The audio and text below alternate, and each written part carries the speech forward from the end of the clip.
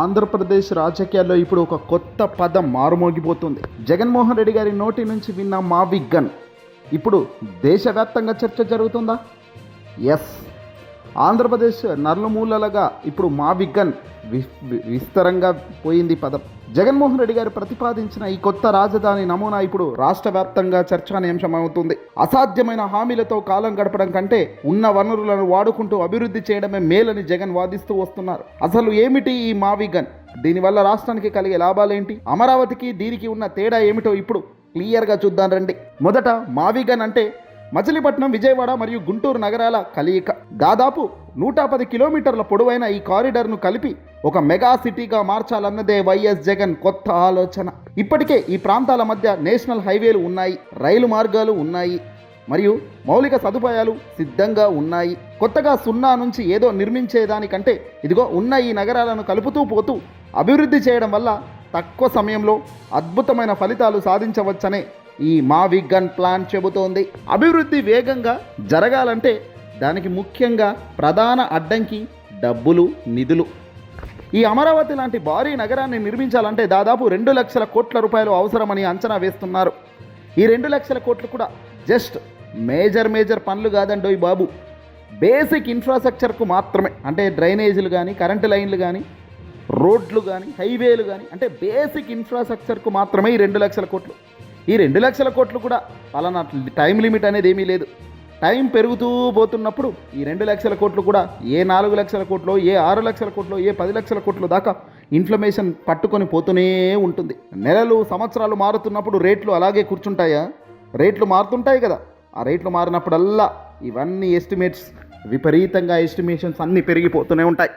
ఇది ఎప్పుడు అవుతుందో, ఎప్పటికల్లా కళ నెరవేరుతుందో అన్నది పక్కన పెడితే డబ్బులు, అప్పులు మాత్రం రాష్ట్రం మొత్తం కుంగదీసిపోతుంది. రూపాయి ఆదాయం రాకపోగా పెట్టేది మాత్రం లక్షల కోట్లు పెరుగుతూనే ఉండడం అనేది బుద్ధి తక్కువ పని కాక మరొకటి అవుతుందా?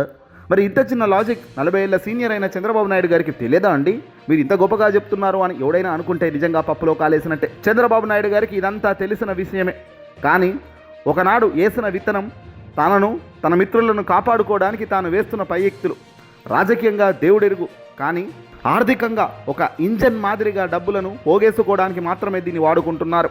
ఈ విషయం మీకు, మాకు కాదు, కేంద్రంలో ఉన్న మోదీ సర్కార్ కూడా తెలిసిన విషయమే. అంతెందుకు, గతంలోనే దేశ ప్రధాని నరేంద్ర మోదీ ఒక ఏటీఎం మెషిన్ లాగా దీన్ని వాడుకుంటున్నాడు చంద్రబాబు అని డైరెక్ట్ ఆయన నోటి నుంచి అన్న పదాలు మనకి ఇప్పటికీ గుర్తుండే ఉన్నాయి. అంటే దాని అర్థం ఏమిటి? క్లియర్ కట్గా చంద్రబాబు దోచుకో, పంచుకో, తినుకో అనే కార్యక్రమానికి శ్రీకారం చుట్టారు. కేంద్రంలో జతగట్టి ఉన్నారు కాబట్టి కేంద్రం చూసి చూడనట్టే దీన్ని వదిలేస్తుంది తప్ప మరొకటి కాదు. దీన్ని ప్రశ్నించాల్సిన వ్యక్తి, దీన్ని ఎదురు నిలబడి ఇది కరెక్ట్ కాదు అని గట్టిగా అరవాల్సిన వ్యక్తి ఎవరైనా ఉన్నారు ఈ రాష్ట్రంలో అంటే అది వైఎస్ఆర్సీపీ పార్టీ జగన్మోహన్ రెడ్డి గారే అనేది క్లియర్గా తెలుస్తుంది. ప్రస్తుతం ఆ రాష్ట్ర ఆర్థిక పరిస్థితి దృష్ట్యా ఇది సాధ్యమేనా అనే ప్రశ్నలు 100,000 తలెత్తుతున్నాయి.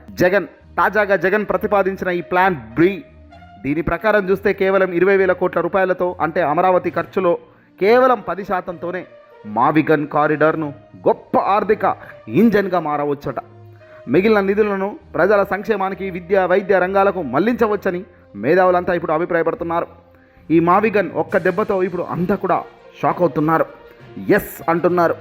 గత 12 ఏళ్లుగా అమరావతి ప్రాంతంలో కనీసం మౌలిక సదుపాయాలైన రోడ్లైనా, డ్రైనేజీలైనా వ్యవస్థ కూడా పూర్తి కాలేదు. ఈ వీడియోలో మీరు కల్లారా చూడొచ్చు. 12 ఏళ్ళుగా జరిగేది ఇది. మరో 12 ఏళ్ళు అంటే ఈ 2 లక్షల కోట్లు కాస్త 5-10 లక్షల కోట్ల దాకా పోతుంది. ఈ అప్పంతా ఆ ఏపీ రాష్ట్రం నెత్తి మీద వేస్తుంది. మరి ఇదంతా చూస్తుంటే నిజంగా బాధగాక మరొకటి అవుతుందా?